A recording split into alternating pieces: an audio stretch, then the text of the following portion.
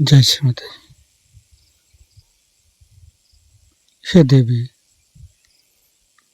हे परमेश्वरी, हे आदिशक्ति माँ, कृपा करके आप सारे देव देवियों के साथ इस धरती पर ये ध्यान और मेडिटेशन के मंच पर पधारिए और हम सब सहजी को, हम सब शुद्धात्मा को, हम सब संतों को चैतन्यित कीजिए, निर्विचारिता स्थिति प्रदान कीजिए। परम पूज्य श्री माता जी, कृपा करके आप सारे देव देवियों के साथ पधारिए। विश्व के सारे संत, सारे सहजी, सारे शुद्धात्मा आपके साथ ध्यान करने के लिए एकत्रित हुई है। कृपा करके आप पधारिए और चैतन्यित कीजिए। परम पूज्य श्री माता जी, आपके श्री चरण कमल पर कोटि कोटि नमन।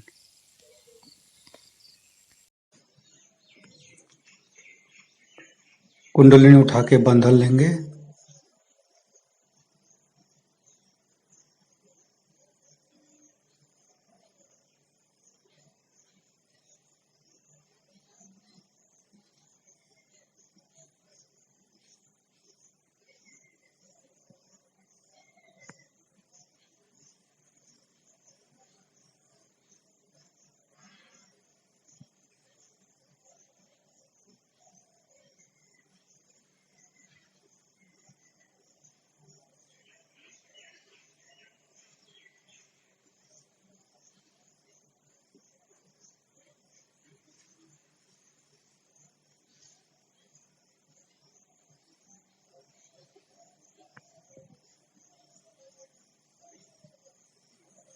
तीनों महामंत्र।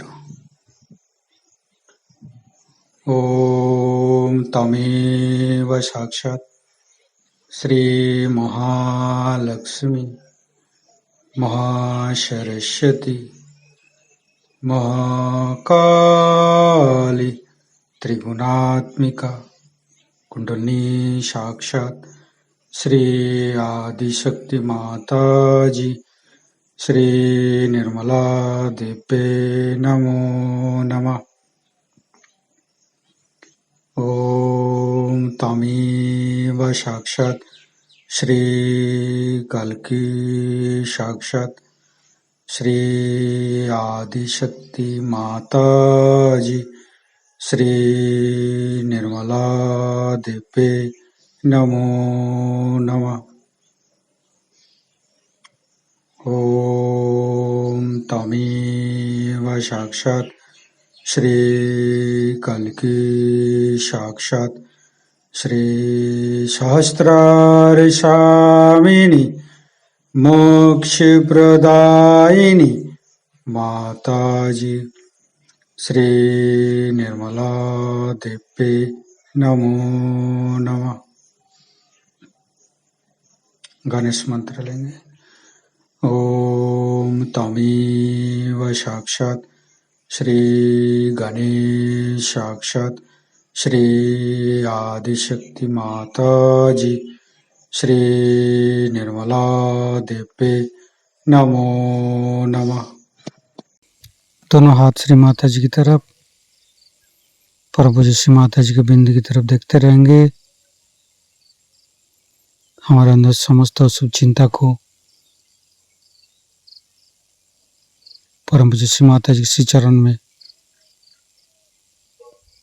समर्पण करेंगे।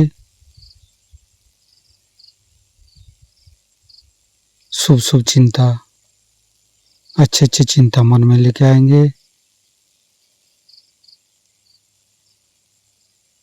परम पूज्य श्री माता जी कृपा करके आप हमारे हृदय में माँ जगदम्बे के रूप में पधारिए और हमारे हृदय को स्वच्छ बनाइए ताकि हम साहसी बन सको। परम पूज्य श्री माता जी, हम अज्ञानी हैं। हमारे अज्ञानता के कारण यदि आपकी शान के खिलाफ कोई भी गलती हुआ हो, कृपा करके आप मुझे क्षमा कर दीजिए। परम पूज्य श्री माता जी, आप ही तो क्षमा की सागर है। हमारे समस्त दोषों को आप क्षमा कीजिए माँ। संपूर्ण चित्त मूलाधार चक्र पर बाएं हाथ श्री माता जी की तरफ, दाहिने हाथ धरती पर।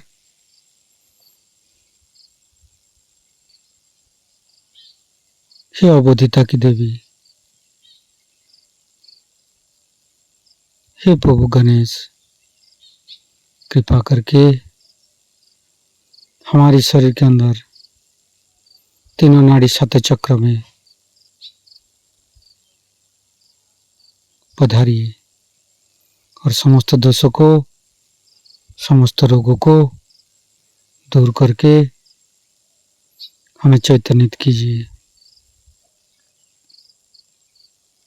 बाएं हाथ श्री माता जी की तरफ, दाहिने हाथ धरती पर। परम पूज्य श्री माता जी हमारे बाएं मूलाधार को, बाएं मूलाधार की समस्त दोषों को दाहिने हाथ लेते होते हुए धरती पर विलीन कर दीजिए।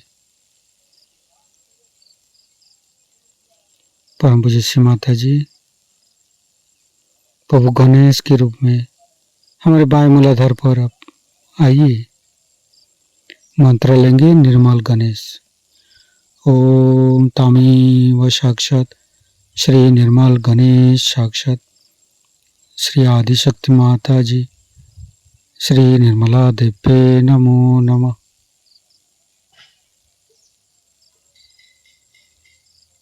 संपूर्ण चित्त शरीर के बाएं हिस्से पर परम पूज्य श्री माता जी महाकाली भैरवनाथ की शक्ति से हमारे शरीर के बाएं हिस्से की समस्त दोषों को, समस्त रोगों को दूर करके इस दाहिने हथेली होते हुए धरती पर विलीन कर दीजिए। हमें शुद्ध इच्छा शक्ति प्रदान कीजिए।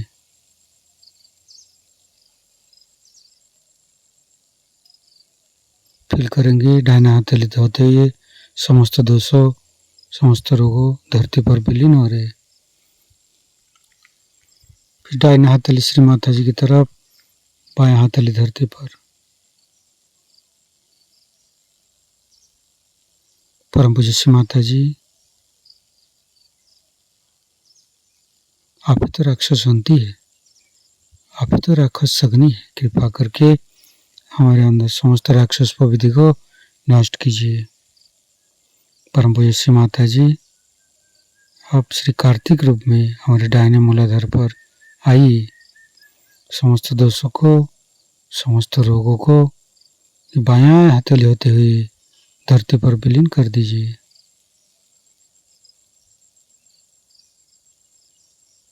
फिर राइट हैंड श्री माता जी की तरफ पे रखेंगे, बायां हथेली आकाश की तरफ। परम पूज्य श्री माता जी कृपा करके महासरस्वती और हनुमान जी के रूप में हमारे शरीर के दाहिने हिस्से में पधारिए और समस्त दोषों को, समस्त रोगों को और हमारे अंदर जो 6 दोष है, काम, क्रोध, लोभ, मोह, मद और मत्सर्य को आकाश सत्य विसर्जित कीजिए। फील करेंगे बाएं हथेली होते हुए आकाश सत्य में विलीन होते जा रहे।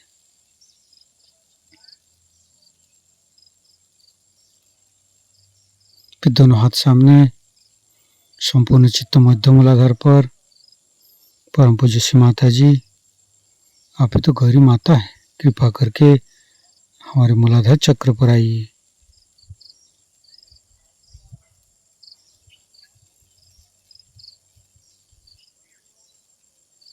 परम पूज्य श्री माता जी हमारे मूलाधार चक्र के में हमारे मध्य मूलाधार पर आके समस्त दोषों को दूर कीजिए, हमें अबोधिता, पवित्रता, शुद्ध बुद्धि प्रदान कीजिए।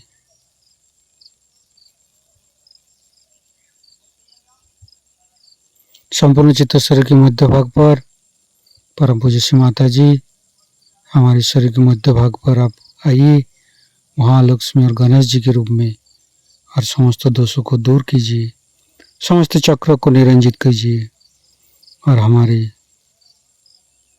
मूलाधार चक्र से कुंडली को आगे गति प्रदान कीजिए ताकि सहस्त्रार में आ सके, सहस्त्रार को खोल सके।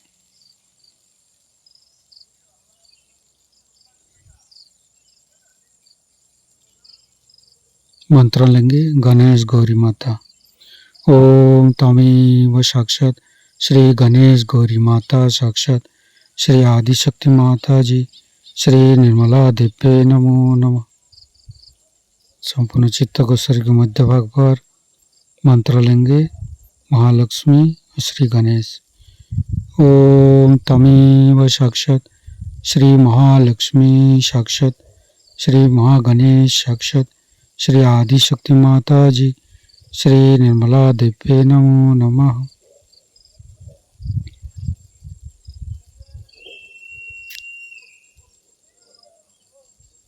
संपूर्ण चित्त मध्य मूलाधार पर गणेश अथर्वशीर्ष पाठ करेंगे।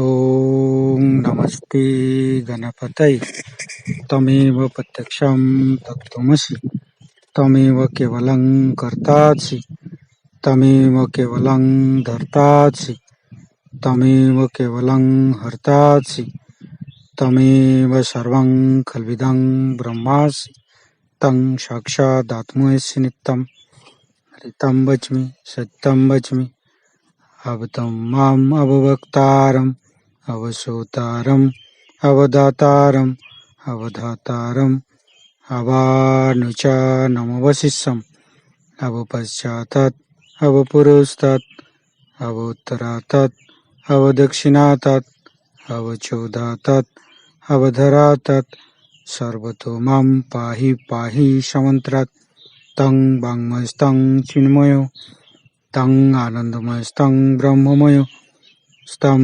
सच्चिदानन्दादित्योऽसि स्तं प्रत्यक्षं ब्रह्मासि स्तं ज्ञानमयो विज्ञानमयोऽसि सर्वं जगदं तत्तो जयते सर्वं जगदं तत्तोत्तिष्ठति सर्वं जगदं त्वयि लयमुच्यते सर्वं जगदं त्वयि पत्येति तं भूमिरापो नलो नीलो नमः स्तं चत्वारि वाक्पदानि स्तं गुणत्रयातीतो स्तं देहत्रयातीतो स्तं कालत्रयातीतो स्तं मूलाधारस्थितोऽसि नित्यं स्तं शक्तित्रयात्मक स्तं योगिनो ध्यायन्ति नित्यं स्तं ब्रह्मा स्तं विष्णुस्तं रुद्रस्तं इन्द्रस्तं अग्निस्तं वायुस्तं सूर्यस्तं चन्द्रमास्तं ब्रह्मभूर्भुवस्सुरं ज्ञानादिपूर्वमुच्चाय वर्णादि तदनन्तर अनुसारो परतरो अर्धेन्दु उल्लसितं तारेण ऋतं एतत्तव मनुष्यरूपम् अकारो पूर्वरूपम् अकारो मध्यम रूपम् अनुसारो शान्तिरूपम् बिन्दु उत्तररूपम् नादं संधानं संगीता संधि शैषा गणेशविद्या गणकऋषि निश्चित गायत्री छंद गणपतिर्देवता। ओं गं गणपतये नमः। एकदन्ताय विद्महे वक्रतुण्डाय धीमहि तन्नो दन्ति प्रचोदयात्। एकदन्तं चतुर्हस्तं पाशमङ्कुशधारिणं रदं च वरदं हस्ते बिभ्राणं मूषकध्वजं रक्तं लम्बोदरं शूर्पकर्णकं रक्तवाससं रक्तगन्धानुलिप्ताङ्गं रक्तपुष्पे सुपूजितं भक्तानुकम्पिनं देवं जगत्तारणमच्युतम् आविर्भूतं च सृष्ट्यादौ प्रकृते पुरुषोत्तरम् एवं धारन्त्यो नित्यं स योगी योगिनो वर नमो बृहस्पतये नमो गणपतये नमो पमतपतये नमस्ते अस्तु लंबोदराय दंताय विघ्ननाशिने श्रीविसुताय श्री वरदमूर्तये नमो नमः। साक्षात् श्री आदिशक्ति माता जी श्री निर्मला देवी नमो नमः। संपूर्ण चित्त मूलाधार चक्र पर तीनों स्वादिष्ठान तीनों नाभि तीनों हृदय सिर्फ देखेंगे, एक एक चक्र को देखते रहेंगे। तीनों विशुद्धि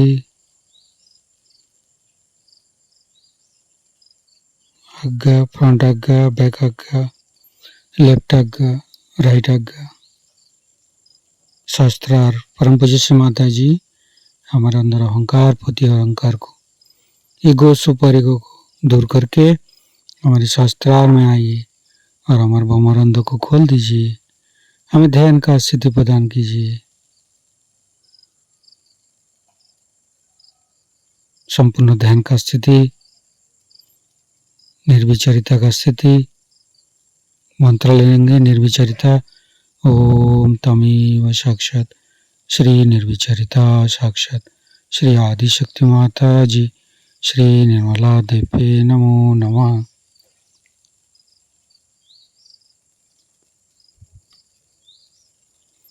संपूर्ण चित्त को गणपति पुले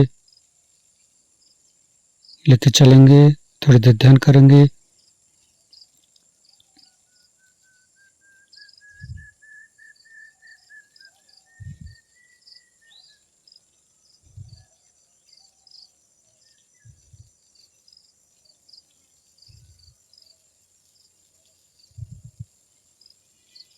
इसी ध्यान का स्थिति पर परम चैतन्य अनुभव करते हुए दोनों हथेली शास्त्रार से धीरे धीरे चित्त को शास्त्रार पर लेके आएंगे और परम पूज्य श्री माता जी का अमृत वाणी शास्त्रार से ग्रहण करेंगे। वाह, मैंने इतनी किताबें लिख डाली, मैंने फलाना पढ़ डाला, दिखाना, मैंने अमेरिका गया था, वहां मैंने इतने लेक्चर दिए, मैंने इसके इतने लेक्चर पढ़ डाले। एक इस तरह से एक तरह का बड़ा सूक्ष्म एग्रेशन है। आप इसको समझ नहीं पाते। ये मनुष्य के इंटेलेक्ट पर एक एग्रेशन है, बड़ा भारी एग्रेशन है। ये आपको मेंटल फीड्स देते हैं। भगवान की बातें करने लगे, बातें आप सुन रहे, बड़े अच्छे बोलते हैं साहब। वो एक साहब है, क्या भाषण देते हैं, बस सुनते ही रहिए, पता ही नहीं चलता टाइम का। अच्छा मनोरंजन हो रहा। भगवान पे बोलने का हर एक को अधिकार नहीं, गीता पे बोलने का तो किसी को भी अधिकार नहीं। गीता के लेक्चर होते हैं, माता जी मैं बस गीता के लेक्चर में जरा जाता हूं और आपका आज्ञा चक्र पकड़ा पड़ा है, गीता के लेक्चर में नहीं जाऊं। बेटा, जो तुमको गीता समझा रहा है वो क्या पार है? पार हुए बगैर आपको धर्म में बोलने का या गीता पे बोलने का कोई भी अधिकार नहीं। जो मनुष्य पार हुए बगैर कोई सा भी लेक्चर देता है वो ऐसा ही है जैसा एक अंधा आदमी आपको रास्ता बताए, लेकिन धर्म में अंधा कौन है, देखता कौन है, ये जानने का भी कोई मार्ग ही नहीं।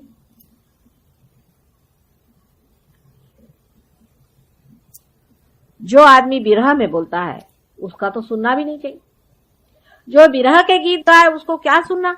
हम भी विरह में है, वो भी विरह में, इसलिए मजा आता है। जैसे सूरदास जी विरह में रोते थे, सबको अच्छा लगता है, ये भी अंधा हम भी अंधे, सब अंधे गा रहे हैं।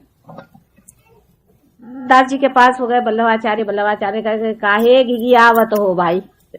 जो आदमी मिलन में बैठता उसको समझ में नहीं आता विरह की बात क्यों गा रहे। हमको अच्छा लगता है ऐसा भजन कि भगवान कब मिलोगे तुम। किसी किसी को ऐसा बेकार का झूठा नाटक भी अच्छा लगता है कि बड़े विरहावस्था में सब देवदास बने बैठे।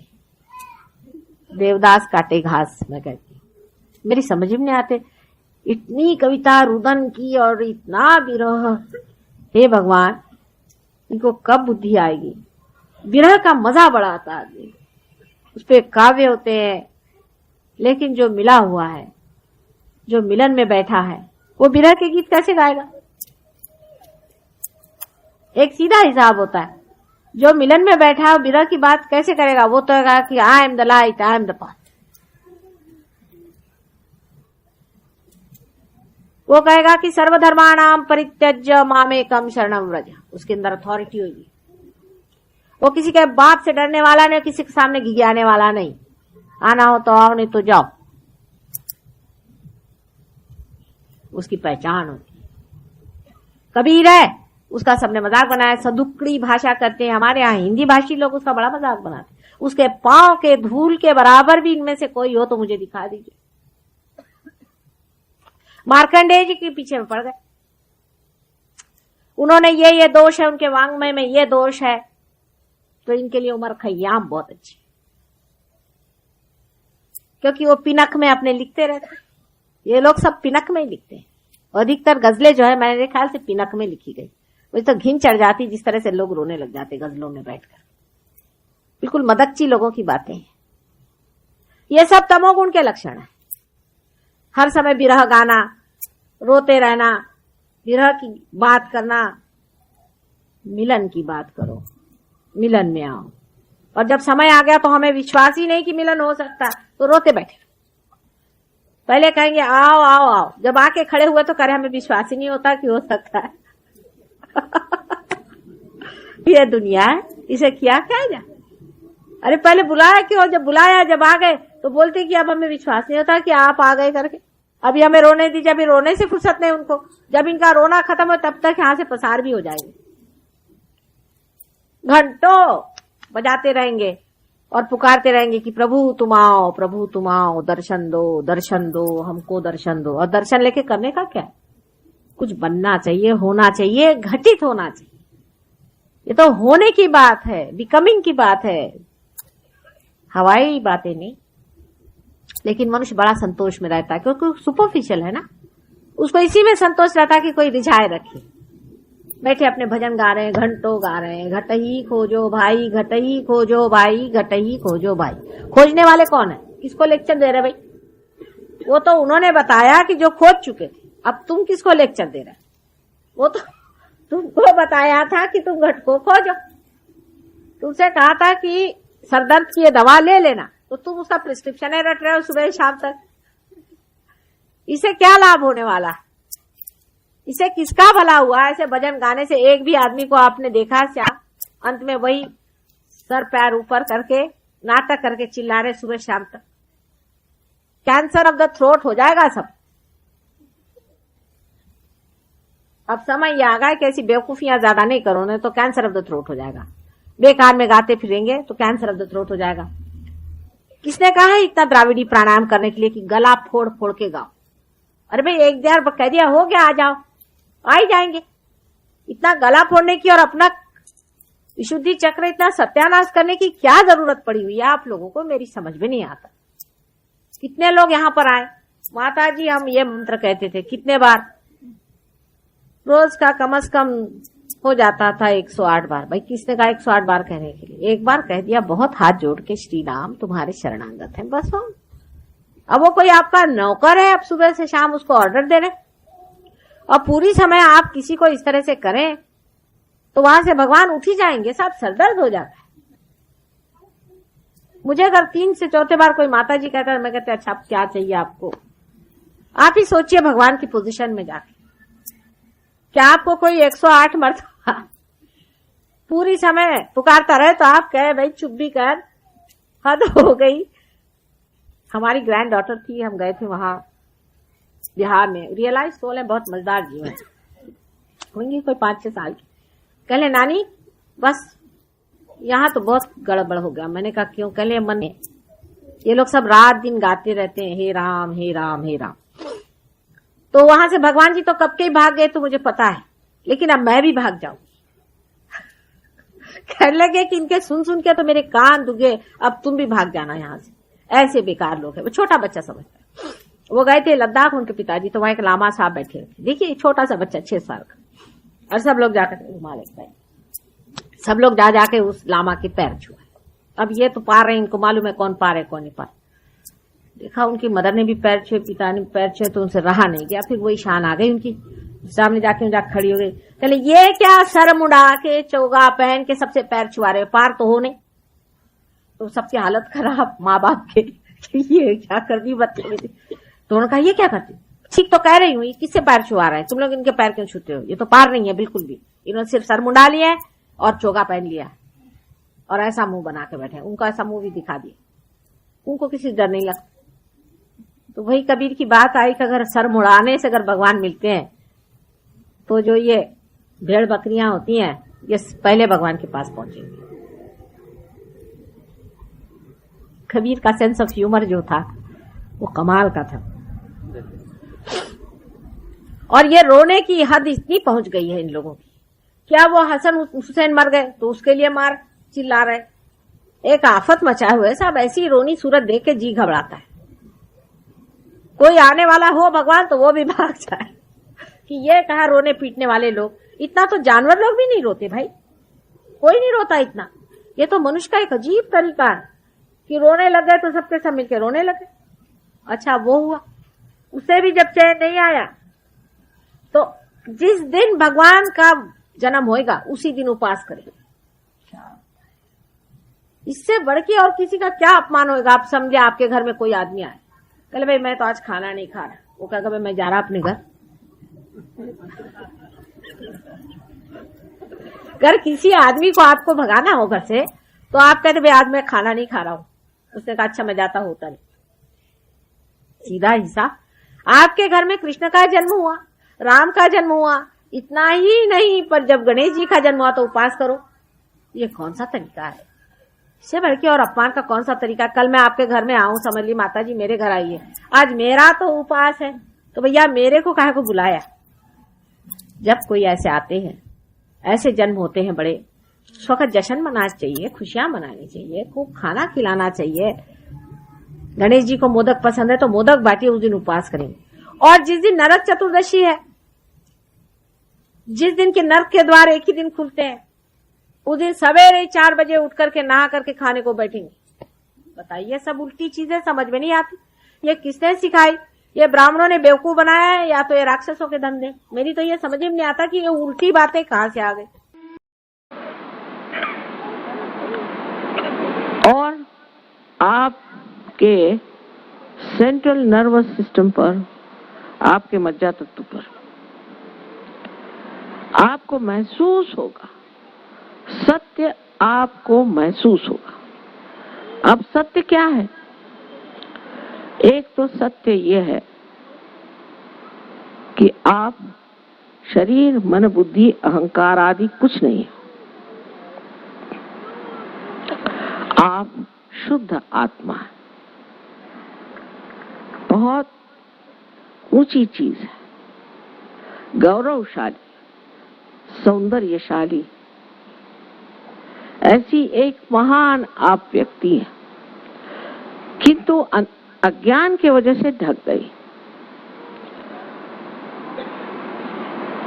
और दूसरा सत्य यह है कि चारों तरफ फैला हुआ परम चैतन्य, इसको आप रूह कहिए, all pervading power of God's love कहिए, चाहे जिस भी नाम से लीजिए, और निराकार की भी बात करें तो वो जो परम चैतन्य है, जो ये सारे सुंदर फूलों को बनाते, सारा जीवंत कार्य जो ये शक्ति करती है, उसको आप पहली मर्तबा अपने उंगलियों पर तक जान सकते हैं। यानी आपकी जो चेतना है, अवेयरनेस है, उसमें एक नया आयाम, न्यू डायमेंशन आ जाता है, जिसमें आप महसूस करते हैं इस शक्ति को आपने पहले कभी जाना नहीं। कुंडलिनी के जागरण के बाद ही आप इस शक्ति को जान सकते हैं, और तभी आप में उसी के साथ साथ आत्मबोध हो जाता है, आत्मज्ञान हो जाता है। मतलब यह है कि आप अपने चक्रों के बारे में जानते हैं पूरी तरह से, और अपने आत्मा के जो 3 महान गुण हैं, केवल सत्य और चित्त का प्रकाशित होना, और तीसरा आनंदमय जीवन, ये तीनों की तीनों आपको प्राप्त हो जाते हैं। इसके अलावा आप एक साक्षी स्वरूपत्व को प्राप्त होते हैं, क्योंकि जब कुंडलिनी जागृत होकर के इस चक्र को लांघती है, तब हमारे अंदर निर्विचार समाधि स्थापित होती है, जिसे बुद्ध ने कहा है कि अपने दिमाग को खाली करो, एम्प्टी माइंड। जो खाली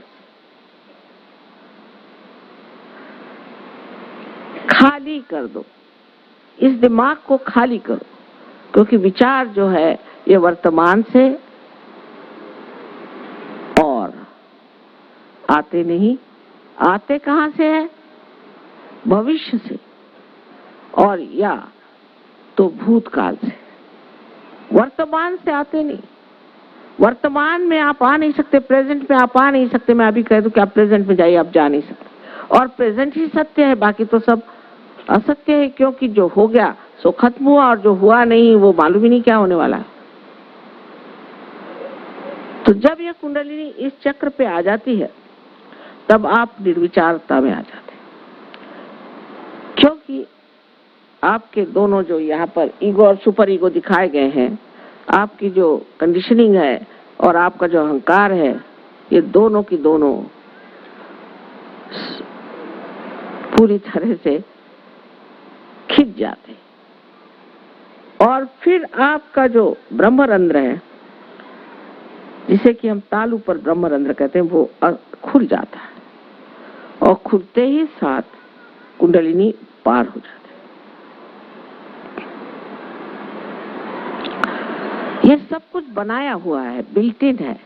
जैसे आप यहाँ आए, अब देखिए इतने सारे यहाँ लाइट्स लगी हुई, तो भाई इसको जगाने के लिए वहां एक स्विच है। उन्होंने ये बात लिखी कि परमात्मा को जानना जो है वो एक अनुभव है, और जब तक वो अनुभव प्राप्त नहीं होता तब तक आप ज्ञानी नहीं हो सकते। और जो लोग उस वक्त ऐसे ज्ञानी हो गए थे, उन्होंने उनका नाम ग्नोस्टिक्स रखा था, और जो ज्ञान को नहीं मानते थे एग्नोस्टिक कहते थे।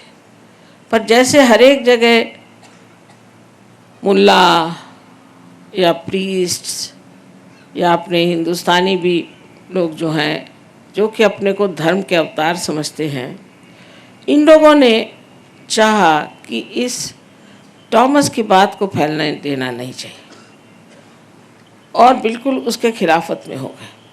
ये सब गलत बात है, इनके पास कुछ नॉलेज नहीं है, झूठ बात बोलते हैं, ये है। क्योंकि जब धर्मगर्भ पैसा कमाने का धंधा हो गया, तो ये तो सब गलत हो ही जाएंगे।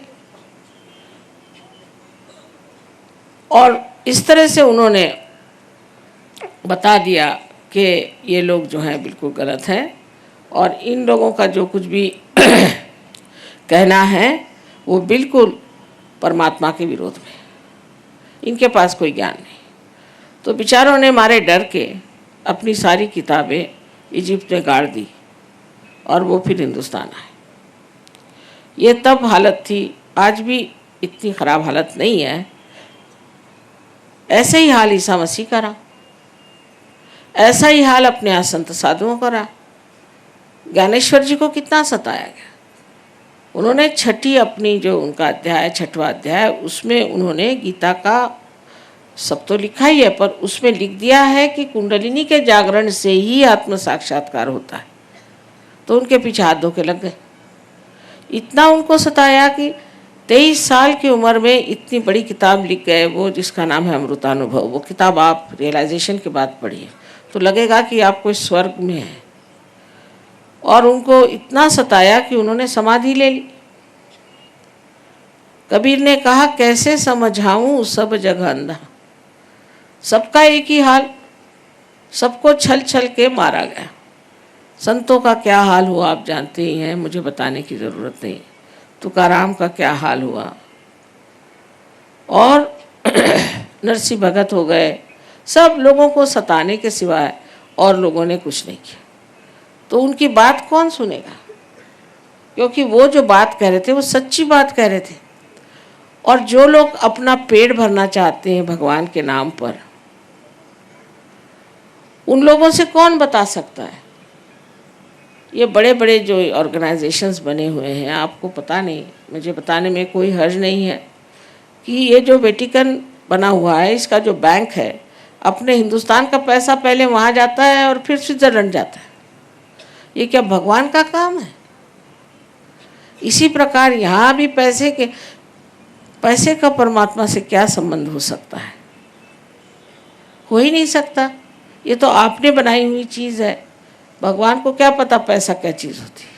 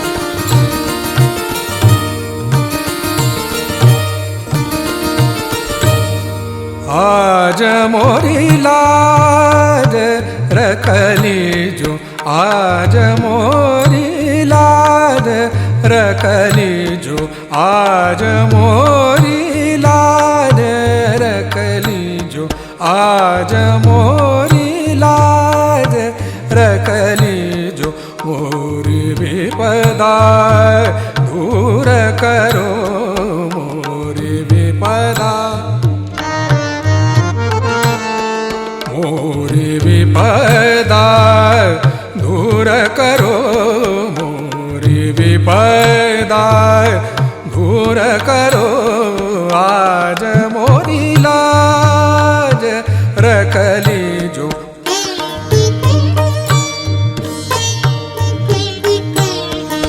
आज मोरी लाज रखली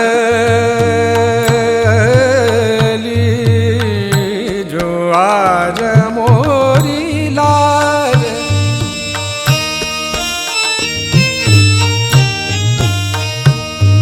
मोरी लाज, मोरी लाज, आज मोरी लाज रखली जो, मोरी लाज, मोरी लाज, मोरी लाज रखली जो, आज आज मोरी लाज रखली जो, आज मोरी लाज,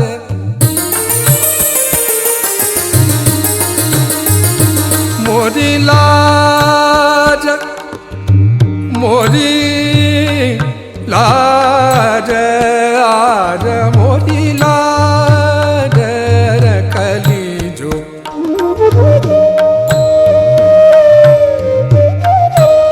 मोरी लाज रखली जो, मोरी लाज, आज मोरी लाज रखली जो, आज मोरी लाज रखली जो,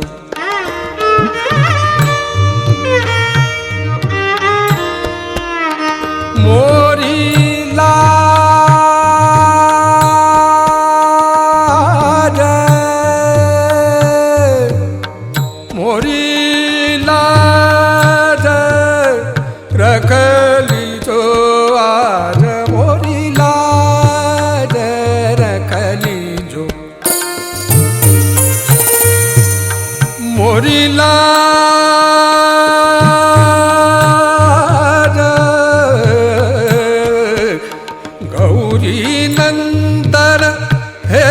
दुख भंजन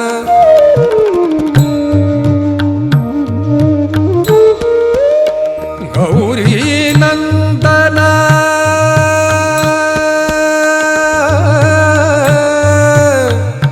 गौरी नंदन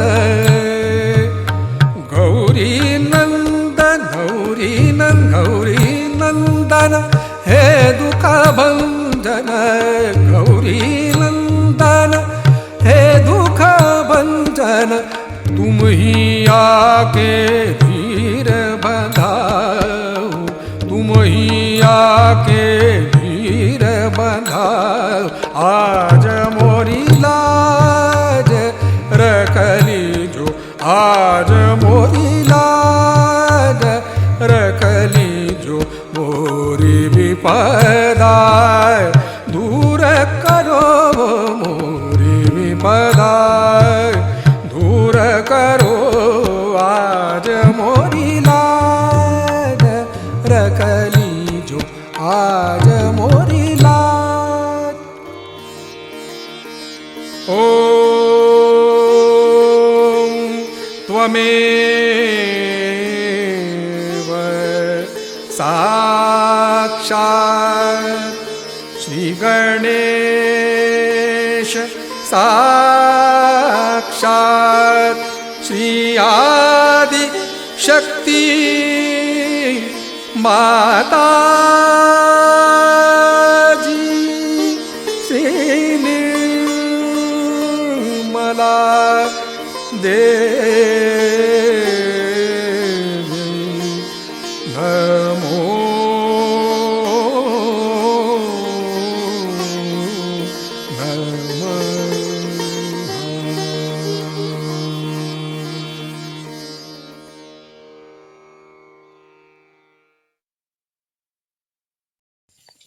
इसे ध्यान का स्थिति, निर्विचारिता का स्थिति पर थोड़ी देर ध्यान में रहेंगे और माँ से प्रे करेंगे। परम पूज्य श्री माता जी, आज का ध्यान में आप जो हमें निर्विचारिता स्थिति प्रदान की है, ध्यान का स्थिति प्रदान की है, हमें चैतन्यित की है, इसके लिए मैं आपको कटी कटी नमन। कुंडली उठा के बंधन लेंगे।